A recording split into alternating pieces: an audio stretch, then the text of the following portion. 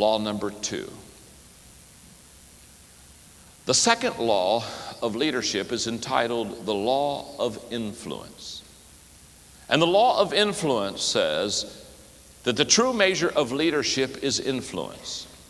Nothing more, nothing less.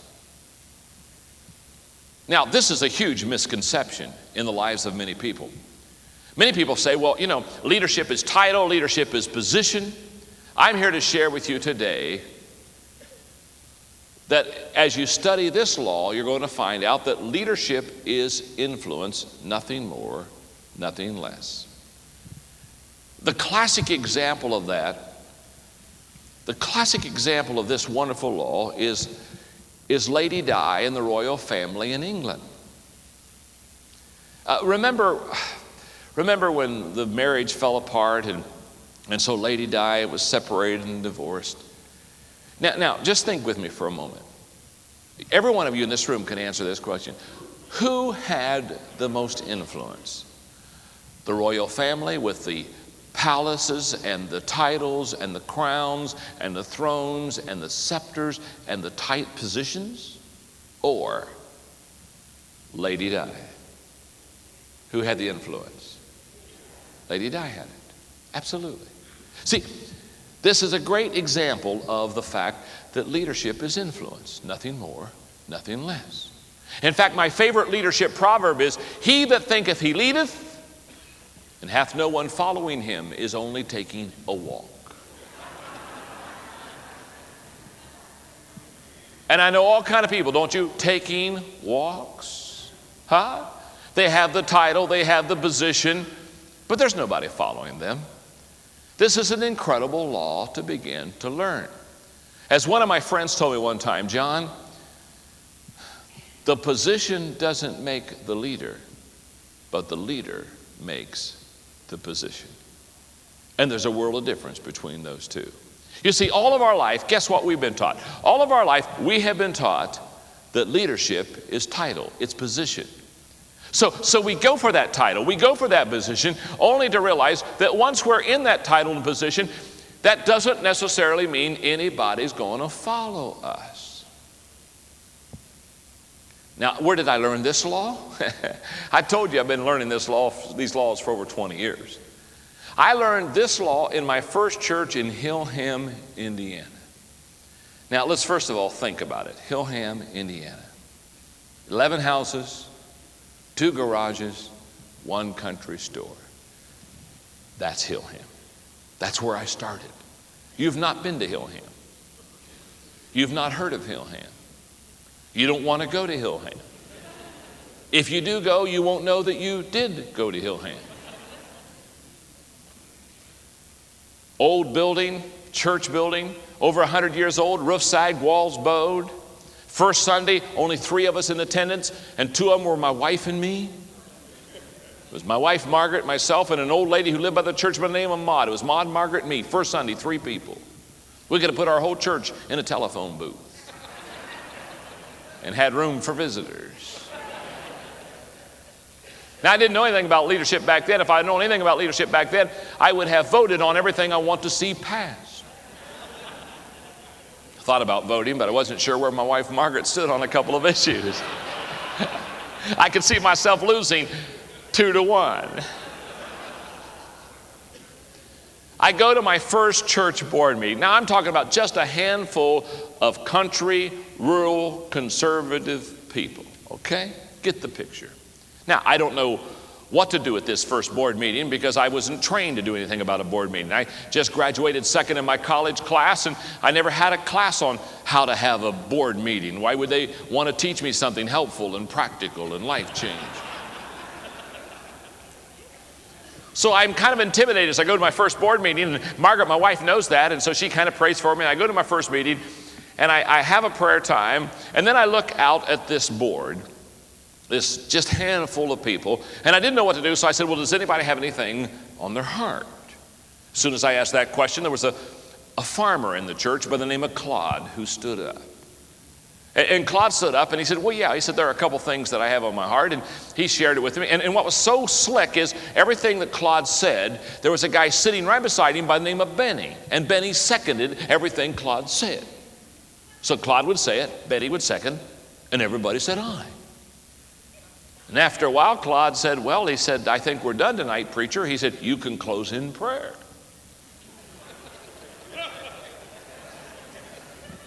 And I said, well, I think I will. Thank you, Jesus, amen. I went home that night. Margaret looked at me and said, well, how'd it go, honey? I said, oh, sweetheart, no problem. No problem. I said, I only need two people, God and Claude. And if I say I'd only get one, I'd like to have Claude because he's the one who shows up the most around here. Now, like I said, Claude was a farmer. About a week before the next board meeting, I called him on the phone. I said, Claude, could I come down and kind of do the chores with you around the farm? Can we just kind of walk around the farm? And I said, while we're doing the chores, I'd like to talk to you about the church. He said, well, preacher, he said, I'd love for you to come down. And he said, sure, I would love that. So I went down that day. We did the chores around the farm. And while we did the chores, we talked about the church. I'd say things like, you know, Claude, the front door on the church, paint is just cracking and peeling off of that. I said, visitors, when they walk up that walk, the first thing they see is that door. It's a terrible sight. I said, what do you think we ought to do? Well, he said, it seems to me like we ought to take off the old paint and put a fresh coat of paint on that door. I said, I like that. I like that. I said, Claude, would you mind next Tuesday night at the board meeting bringing that up to the church board? Oh, he said, sure. He said, I'll take care of that. I'll take care of it. I said, Claude, right behind the platform area, we have 3 rooms, and they're really little, just real little rooms. And then the one on the right, we have a Sunday school class. The one on the left, we have a Sunday school class. And both of those are full. Then we got this one in the middle that we got a bunch of junk in there. We got last year's manger scene and a whole bunch of stuff in there. And I said, but we're already full in those other 2 classes, and we really need to have another class. What are we going to do? Well, I said, I think we ought to take the stuff out of that middle class and start another Sunday school class. I said, I like that. I said, Claude, would you mind next Tuesday night just bringing that up to the board? Oh, he said, I'll take care of that. I'll take care of that. It's no problem. I said, Claude, have you been down in the basement of the church? He said, what do you mean? Well, I said, there's a couple inches of water down there. Frogs are hopping around. Crawdads are crawling around. I said, we can't have any kind of functions down there at all because of the water down there. He said, well, that's ridiculous. He said, we need to clean all that up. I said, well, I think so too. And I said, would you please? Oh, he said, oh, I'll take care of that. I'll take care of that. Next to Tuesday night, board meeting, I opened in prayer. I looked out and said, does anybody have anything on their heart? Claude stood up. Said, preacher, I got a long list here tonight. This is going to take a little while. He said, you might as well sit down. I said, well, I think I will.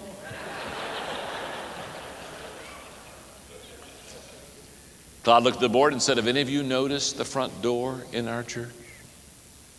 He said, personally, I'm ashamed.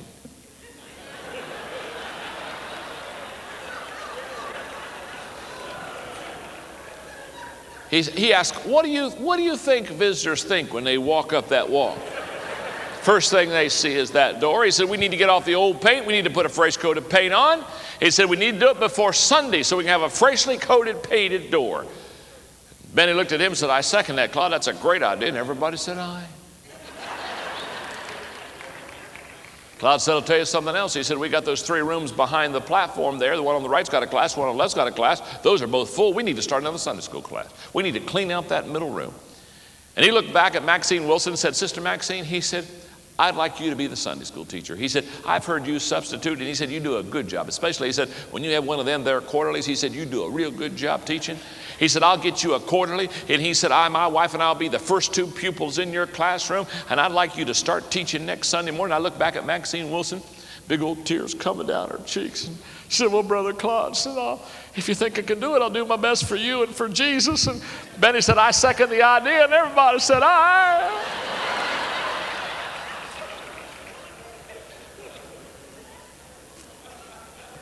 Benny said, have any of you been in the basement of our church? He said, you need hip boots down there. Frogs are hopping around and crawdads are crawling around. He said, we need to clean up that. He looked at Ab Legenauer and said, Ab, you bring your truck on Saturday morning at 8 o'clock. Leon, you bring yours, I'll bring mine. He said, let's bring a couple of the neighbors around our area. Let's have them help us. He said, we'll start at 8 o'clock. By noon on Saturday, that basin will be cleaned up for Sunday morning. Benny said, that's a great idea. Claude, I second it, and everybody said aye. Claude looked at me and said, well, preacher, I think we're done tonight. He said, you can close in prayer. And I said, I think I will. Thank you, Jesus. Amen. I had the privilege of pastoring that little country church for 3 years and 3 months. And about 1 week before every monthly board meeting, I'd call Claude on the phone. And I'd go down to the farm, and we'd do the chores together, and we'd talk about the church. Not one time in those 3 years and 3 months did I ever personally bring any item to the church board. Claude did it every time. I can still remember when I was leaving the church, a college friend of mine was going to follow me, and so we sat down at the Villager Inn, a little restaurant there, and I shared with him. I said, okay, let me tell you how I've done this. And I said, this is a great church to start in. These people are country people, but they've loved me, and it's been wonderful, and it's been a great experience. We've grown from 3 people the first Sunday to we had days over 300. And I shared with him the Claude story, just like I shared with you. But instead of enjoying it like you've enjoyed, and instead of laughing and sensing the influence issue like I've known you've sensed it, the longer I talked to him about it, the more irritated he became. And pretty soon, he's sitting at the edge of his seat in that booth at the Villager Inn, and he's pounding the desk between us. And he said, listen to me, John, listen to me just a second. He said, that's maybe the way that you did it when you were here. But he said, let me tell you right now that when I become the pastor of this church, I'm going to become the leader of the church, not Claude. And I sat back in my booth in the Villager Inn, and I said to myself, self, you're looking at a stupid man.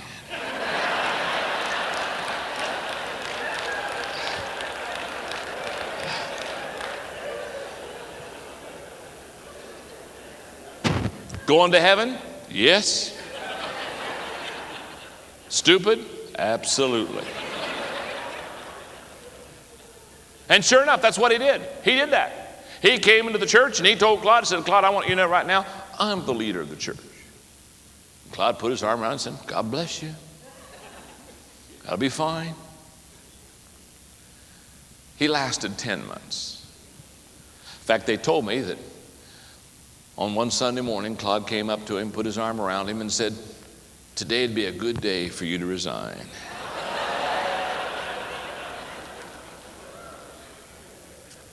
You know, my friend never has learned this law. In 30 years of ministry, I'll guarantee you he's been in at least 15 different positions. He's never understood that leadership is influence, nothing more, nothing less. And you may say, well, John, I don't like that law. I'm the pastor of the church. I ought to be the leader. I'm the godly man. Well, whoop-de-doo. When you're done believing all those lies about yourself, I'm here to tell you the person with the most influence in your church or in your business or in your company is the leader of the church. And nowhere is leadership more clearly defined than in a volunteer organization. Let me talk to you about this for a second. In fact, I was just up in Michigan recently doing a conference for about 150 CEOs. And they were asking me, they were saying, John, how can I find leaders? How can I know my potential leaders in my companies? And I shared with them, I said, if you really want to know your potential leaders, if you really want to find out in your company the ones that are really good leaders, I said, let them be put in charge of a voluntary organization. Let them be put in charge of a group of people that there's no paycheck to be given, there's no position to be hoarded over them. In other words, they don't have to follow you unless they want to follow you. See, the best way to test a leader is to ask them to lead a volunteer organization. That's when you're going to find out. That's when you're going to find out if they're good leaders or not.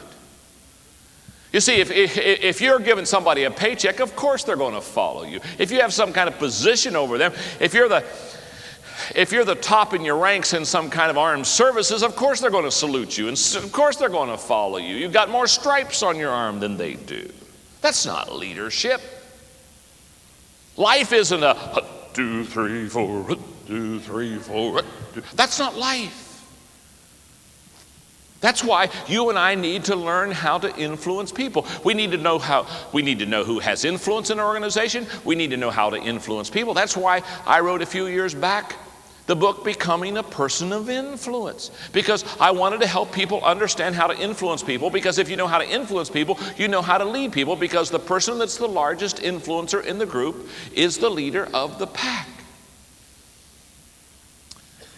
Let me take, 5 minutes and just walk you through the 5 levels of leadership, or the 5 levels of influence in your notebook. The lowest level of all is the position level. And right beside the word position, put the word rights, R-I-G-H-T. People follow you because they have to. That's the entry level of leadership. That's where it all begins. And there's nothing wrong with that level as long as we understand that it's the entry level of leadership. As long as we understand it's the beginning, not the end. Does this make sense? But there's a level higher than that. The second level is the permission level. And beside the word permission, put the word relationships. Because on this level, people follow you because they want to. Now you can already see a marked change. On level number 1, they followed you because they had to. On level number 2, now they're following you because they want to. I sometimes call this level the second mile level. And the reason I call it that is because in the Bible, remember the story of, any time that somebody asked you to go the first mile with them, you were obligated. But if you went the second mile, it was because you desired to go the second mile. That's a second mile level of leadership and a second mile level of influence right there. The third level of influence in any company or any organization is the production level. And the key word right beside production, the key word is the word results. Here people follow you because of what you have done for the organization. It's a great level to be on. By the way, just like level number 2 is what I call the second mile level, this level here, I call this the high morale level. High morale kicks in here because people are now seeing success and they're feeling growth, excited about what's happening, and they're describing you in terms like, before you came, Pastor, the church was going down, but now we've turned around and we've added 50 people to the church, or the finances are up, or the business has turned around. They describe you in those kind of terms. Here's how they describe you. Before you came, it was not as good as it is now. High morale kicks in on level number 3. People begin to feel good about who they are and about what the company is doing, and they're following you because of what you have done for the organization. Now I want to stop here just for a second before I take you to the 4th level and say this. That in the business world and in the church world, level number 1 is both highly regarded, the position or the title. In the church world, on level number 2, the permission side, they hold highly to relationships. The business does too, but not as highly. But the business world loves number 3. That's the production. That's where the bottom line is, and that's where the profit margin is, okay? But here's what is interesting to me. When you get to level number 4, I don't find very many churches or businesses really working level number 4, and level number 4 is the most important level. It's called the people development level. Here is where you are developing people. In fact, the word to put in that blank besides people development is reproduction. This is where growth really kicks in. In fact, we're going to teach a couple of the 21 laws deal with level number 4, especially the law of explosive growth. We'll talk about that later.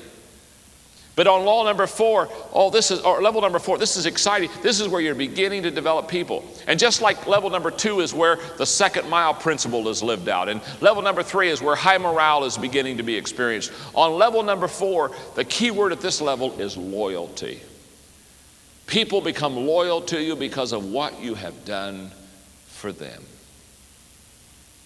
That is a key area. In fact, I can promise you, when you start developing people, they're yours for life. Absolutely, one-on-one, developing, pouring your life into them, discipling them. My friend in prayer partner Bill Klassen taught me many, many years ago. He said, John, you build a great church one person at a time. You don't build a great church from the pulpit, you build a preaching station from the pulpit. You build a great church one life at a time. People development. That's the 4th level of influence. The 5th level of influence is what I call the personhood level. The personhood level, I guess the key word there is respect.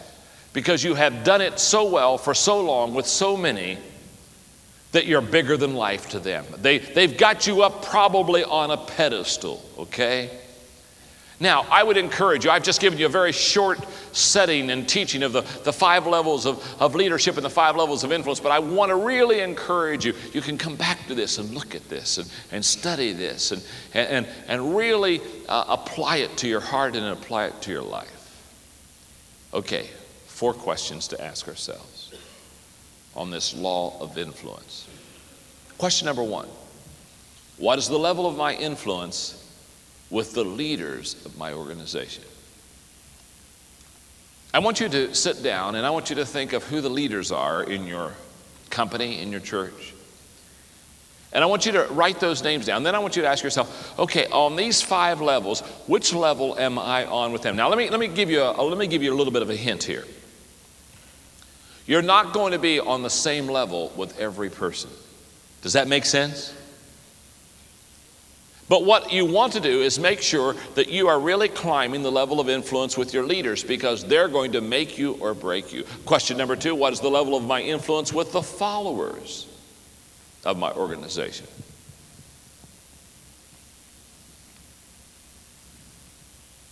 Let me stop here for a moment. If your level of influence is higher with the followers than with the leaders, you're in trouble. Because the leaders are going to influence the rest. You want to be able to turn that around. And because I don't have time in this lecture to give that to you again, the video kit, the 5 levels of leadership, is key in understanding in depth the teaching I'm giving you right now. Number 3, who are the top 10 influencers of my organization? Sit down and say, okay, who are the top 10 influencers in my congregation? Who are the top 10 influencers in my company? That's a great exercise. For example, at Hillham, Indiana, the top influencer at Hillham, Indiana wasn't John Maxwell. The top influencer in Hillham was who? Claude was the top influencer. Benny was probably number 2, huh? You say, well, John, where were you? I don't know. I think I started off about 7 or 8 and probably got up to about, 3 by the time I left. I never was the top influencer. In fact, I was giving this lecture one time, and Claude's son happened to be hearing this lecture, and he came up to me after and gave me a big hug, and he said, Dad still runs the church. Well, of course he does. Of course he does. He's the top influencer. When I went to my second church, I wasn't the top influencer there. When I went to the third church, I wasn't the top influencer there. I've never gone anywhere where I was the top influencer. You see, that's why it's so important to understand influence, because that's how you lead. You don't lead through structure, you lead through influence. Number 4, this is a great question. Do I influence the influencers? Great question. Do I influence the clods? And by the way, it may not be a clod in your church. Maybe it's a Claudia. Okay? But do I influence the influencers? Here's what I know about the success of your leadership right now. Listen carefully. Your ability to influence the influencers will determine your ability to grow the organization. If you can influence the influencers, you'll grow the organization. If you cannot influence the influencers, you could have real problems. There are 4 resources that I would encourage you to look at that will help you again with the law of influence. I did a Maximum Impact Club tape called Taking an Influence Inventory. What that does is this tape helps you to look at your own influence level, and basically it helps you to understand what your influence quotient was. And by the way, let me stop here for a second, because this is a workbook, this is a notebook, this is a tool, this is a resource, an aid to help you. What I would suggest that you do is we kind of go through these resources, and as I go through these laws, if there's one that you just say, I need to remember to get that, just take your check mark and put a check beside the one that you want to come back to. So when you review these lessons, you say, okay, I wanted to get that tape, or I wanted to get that book, or this will help me in my leadership development. Then there's the 5 levels of leadership. Then there's the book, well, in fact, 2 books I wrote. One, Becoming a Person of Influence, which teaches you 10 ways to influence people. And then Be a People Person, a book that I wrote in the 1980s that helps you understand how to connect, relate, and deal with people.